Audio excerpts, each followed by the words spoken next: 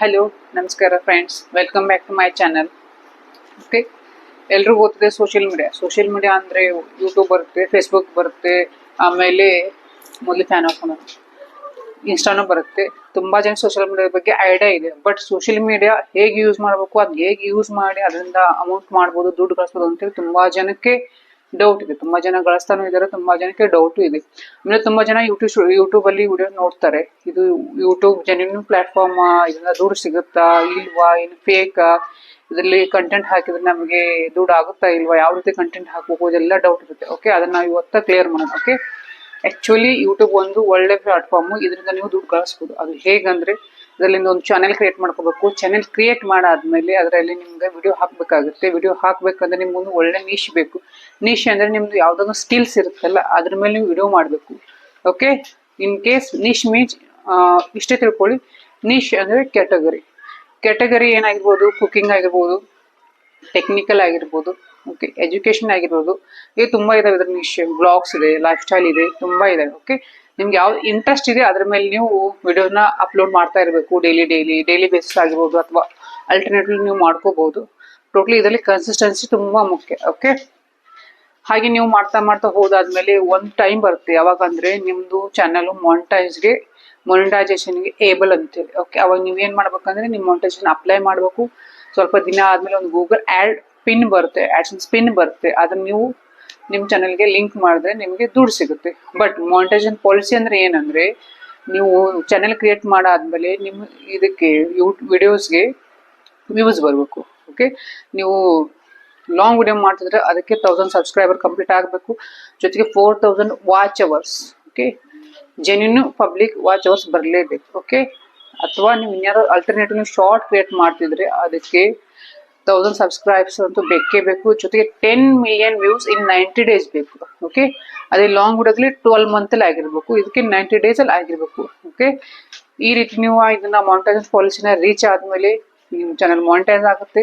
ಅದ್ರಲ್ಲಿ ನೀವು ದುಡ್ಡು ಮಾಡ್ಬೋದು. ಮಂತ್ಲಿ ಸ್ವಲ್ಪ ಅಮೌಂಟ್ ಚೆನ್ನಾಗಿ ವಿಡಿಯೋಸ್ ಹಾಕ್ತಿದ್ರೆ ನೀವು ಜಾಸ್ತಿ ಅಮೌಂಟ್ನ ಗಳಿಸ್ಬೋದು.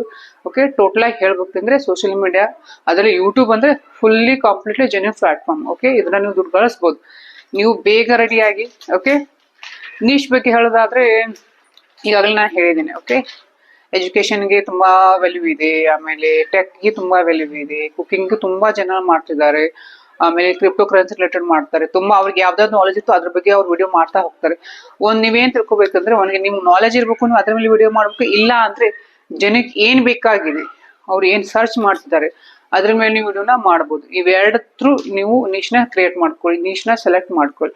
ಓಕೆ, ಇದೆಲ್ಲ ಮಾಡ್ಬೇಕಿದ್ರೆ ನೀವು ಮುಂಚೆ ಪ್ರಿಪೇರ್ ಆಗಿ ಯಾವ ವಿಡಿಯೋ ಮಾಡ್ಬೇಕು, ಚಾನೆಲ್ನ ಕ್ರಿಯೇಟ್ ಮಾಡ್ಕೊಳ್ಳಿ, ಆಮೇಲೆ ವಿಡಿಯೋಸ್ ಅಪ್ಲೋಡ್ ಮಾಡ್ತಾ ಹೋಗಿ.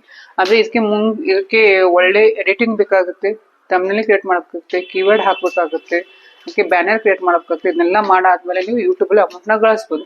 ಯೂಟ್ಯೂಬಿಂದಲ್ಲಿ ನೀವು ಒಳ್ಳೆ ಕೆಲಸ ಮಾಡಿದ್ರೆ, ಕನ್ಸಿಸ್ಟೆನ್ಸಿ ವರ್ಕ್ ಮಾಡಿದ್ರೆ ತುಂಬಾ ಒಳ್ಳೆ ದುಡ್ಡು ಮಾಡ್ಬೋದು. ಓಕೆ, ಎಲ್ಲ ಜನರಿಗೂ ನಾನು ಹೇಳ್ತೀನಿ, ಟೈಮ್ ವೇಸ್ಟ್ ಮಾಡಬೇಡಿ. ಬೇಗನೆ ನಿಮ್ದು ಏನಾದರೂ ಒಂದು ಚಾನಲ್ ಕ್ರಿಯೇಟ್ ಮಾಡ್ಕೊಳ್ಳಿ.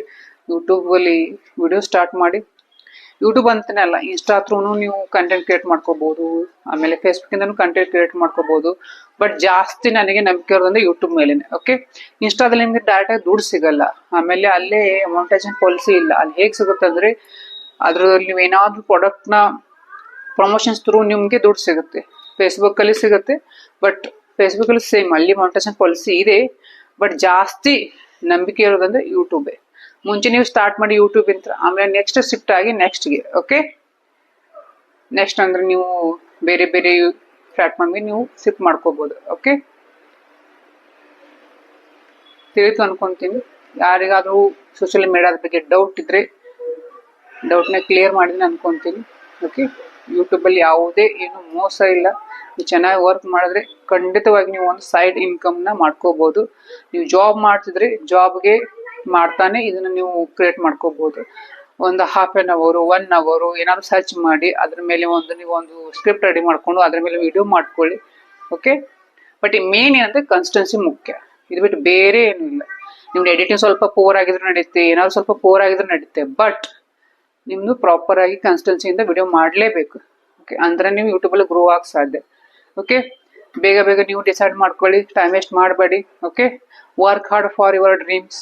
ಓಕೆ, ಆಮೇಲೆ ನನ್ನ ವಿಡಿಯೋ ನಿಮಗೆ ಚೆನ್ನಾಗಿ ಅನಿಸಿದ್ರೆ, ಏನಾದ್ರು ಹೆಲ್ಪ್ಫುಲ್ ಅನಿಸಿದ್ರೆ ನನ್ನ ಚಾನಲ್ಗೆ ಸಬ್ಸ್ಕ್ರೈಬ್ ಮಾಡ್ಕೊಳ್ಳಿ.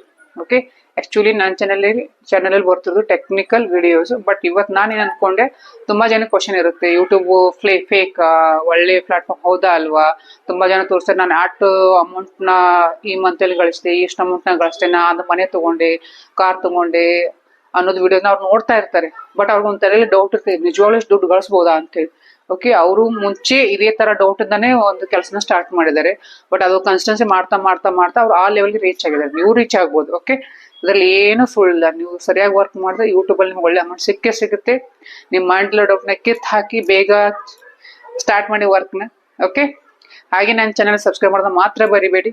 ಓಕೆ, ನಿಮ್ಗೆ ಈ ವಿಡಿಯೋ ಏನಾದ್ರು ಮೋಟಿವೇಶನ್ ಅನಿಸಿದ್ರೆ ಶೇರ್ ಮಾಡಿ, ಲೈಕ್ ಮಾಡಿ, ಕಮೆಂಟ್ ಮಾಡಿ. ನೆಕ್ಸ್ಟ್ ಮತ್ತೆ ನಾನು ನಿಮ್ಗೆ ಸಿಗ್ತೀನಿ ಒಳ್ಳೆ ಟೆಕ್ನಿಕಲ್ ವಿಡಿಯೋ ಒಂದಿಗೆ. ಓಕೆ, ಅಲ್ಲಿವರೆಗೂ ಬಾಯ್.